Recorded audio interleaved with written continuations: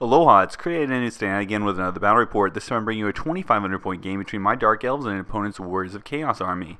We usually just set up and play. This time we decided to roll up for mission, and we got meeting engagement. I've played meeting engagement a couple times before, but this is the first game I will be playing the rules correctly. Never knew you could bring in your reinforcements on any turn you chose.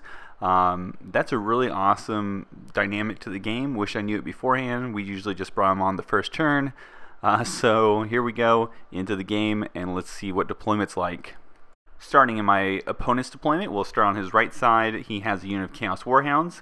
Behind that will be a unit of Chosen with Valkia. Moving on to the center, we have another unit of Chosen. In that unit will be his BSB, they're Mark Zinch. And then behind them, even though they look like warriors, they're actually Marauders. We're moving on to the left side. He has another unit of Warhounds. Behind that is another unit of Marauders. In there will be his level 4 of Nurgle. The unit is unmarked.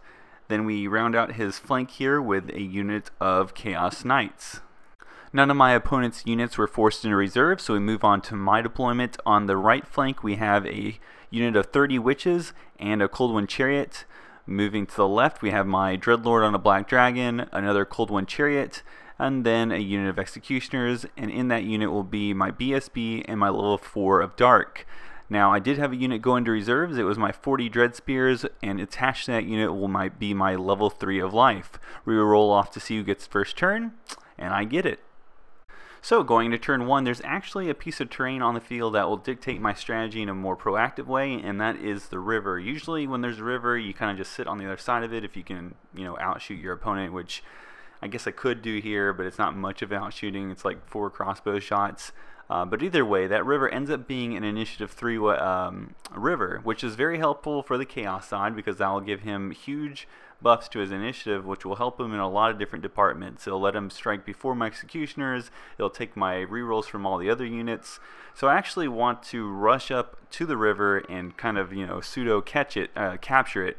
So I want to get my Executioners in there so that any of his units that get the benefit from the river are kind of offset by the fact that I'm benefiting from the river, and so that's really the plan. So that's how it's influencing my strategy. Going to kind of push me to go forward more than I would usually do. I would kind of take a more of a conservative approach, but here we go. So before that though, you can see this is what my movement looks like. I do have charges to declare, and I do declare them. There's only one. It's this far right chariot charging against those dogs. And I charge, he flees. He doesn't actually run very far, and I end up catching him, as you can see here. So it was pretty cool that I scared the dogs. Didn't really expect to catch them, but I did, and now my chariot's kind of out there blowing in the wind. So we go into my first magic phase, and I cast Power of Darkness, which I basically get off for free, and that makes my Executioner's strength 7. I throw Word of Pain on the Knights just to keep them from charging me. I then try to get Soul Stealer off on the Barbarians, but he dispels it, and then finally I cast Doom Bolt, but it fails. I was going to hit the Knights. In the shooting phase, my chariot that didn't charge takes aims at the dogs and shoots and kills one. So we go into Warriors of Chaos turn 1, and this is what it looks like after movement. And there's not really much he's going to do in this game because he doesn't have shooting, and he's not going to be in combat, so this is the only picture I took for his turn. In the magic phase, I'm not going to interrupt this slide with my usual magic phase slide, but he did get off poison on the Barbarians, then the regeneration spell on his Barbarians, and it gives his sorcerer a +1 wound, and then he puts Curse of the Leopard, reducing me to toughness 1 with the Executioners. So it's a pretty successful magic phase. Unfortunately, it won't really mean anything because we're not going to be in combat, and those will go away by the time he does, and you'll have to try to recast them. So as you can see in the picture that we're looking at though, this is also my turn 2, and the dogs have fled from a charge from the chariot. And that's about it for charges.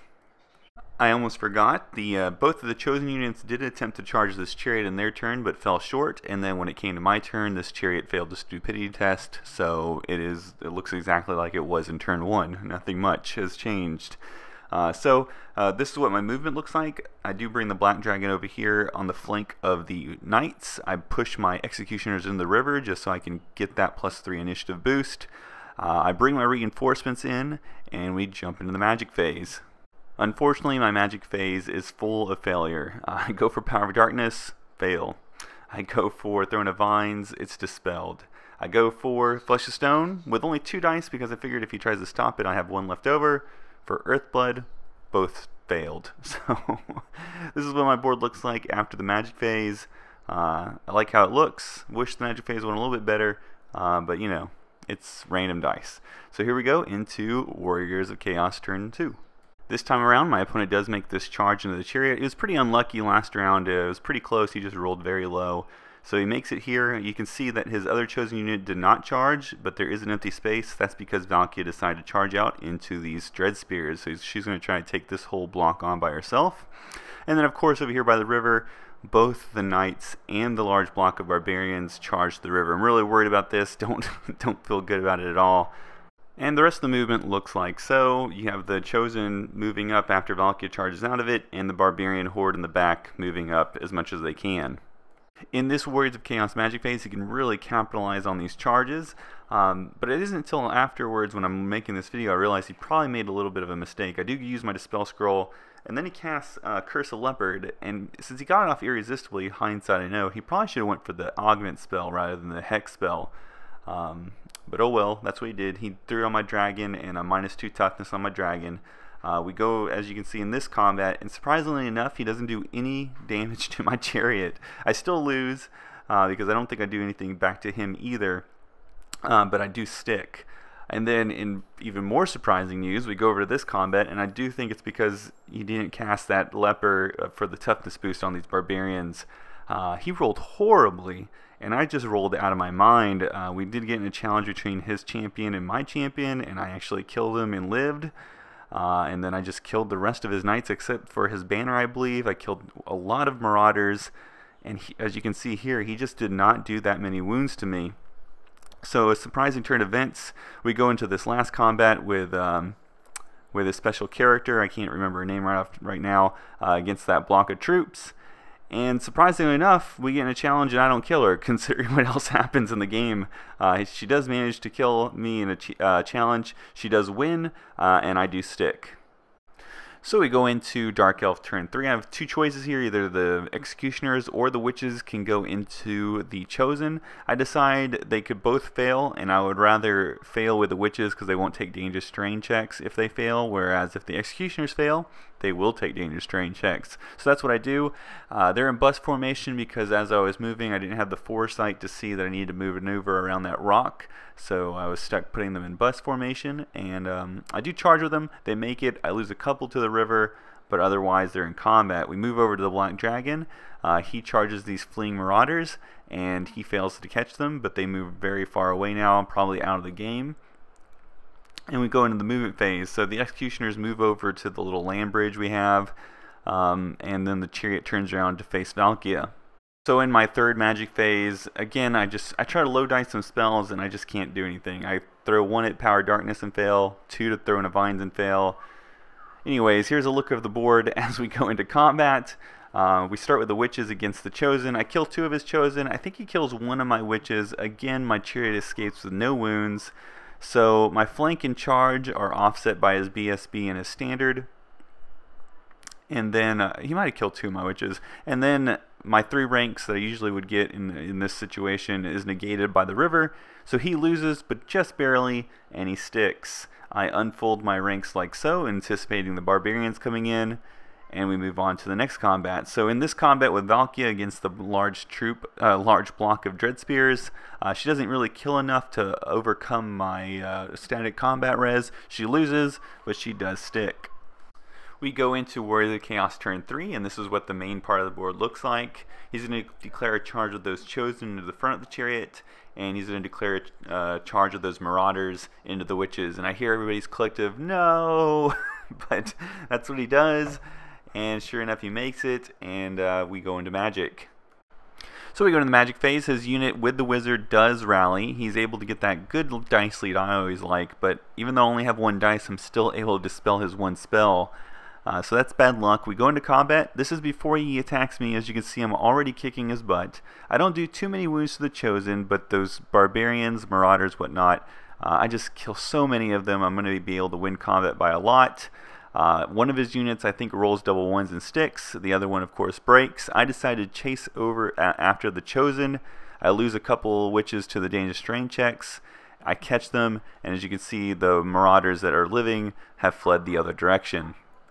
Valkia, meanwhile, holds her own against my block of dread spears. Overcoming the combat res, I do lose, but I do stick. That brings us into Dark Elf turn 4, and the first thing I do is try to help out this chariot that's battling the chosen that stuck last turn. Now that chariot's taken 3 wounds, so it is about to die, I feel like, but I do send my other chariot into them. And then up on the top of the table, my black dragon charges the unit that has the Chaos Lord in it, and I'm going to hopefully kill him.